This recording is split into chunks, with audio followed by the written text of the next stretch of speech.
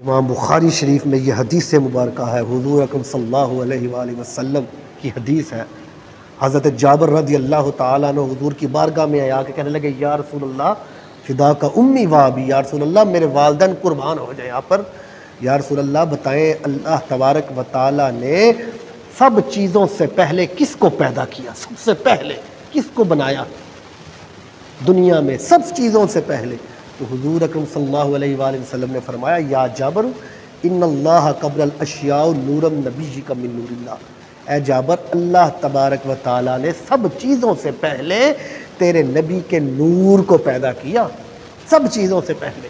والاول والآخر، حدیث قرآن میں والاول والآخر والظاہر والباطن، وہ اول و آخر بھی ہے۔ تو حضور فرما رہے سب سے پہلے اللہ تبارک و تعالیٰ نے، ایک اور حدیث میں آتا ہے حضور نے فرمایا اللہ سب سے پہلے اللہ تبارک و تعالیٰ نے اپنے نور سے تیرے نبی کے نور کو پیدا کیا، تیرے نبی کے نور کو پیدا کیا۔ پھر حضور نے فرمایا پھر اللہ تبارک و تعالیٰ کی رضا پر خود وہ نور جہاں دل چاہا وہ نور جو ہے وہ سیر کرتا رہا جہاں دل چاہا۔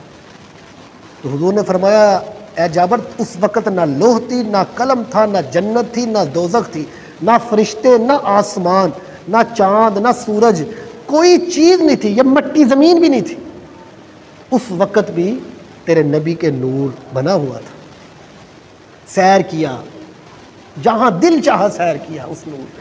پھر حضور نے فرمایا پھر اللہ تبارک و تعالیٰ نے میرے نور سے پھر 4 حصے کیے، ایک حصے سے لوح بنائی، ایک حصے سے قلم بنایا، دوسرے حصے سے لوح کو بنایا، تیسرے حصے سے عرش کو بنایا، اور پھر چوتھا جو حصہ تھا اس سے یہ پوری کائنات خالق پورا جہان بنایا۔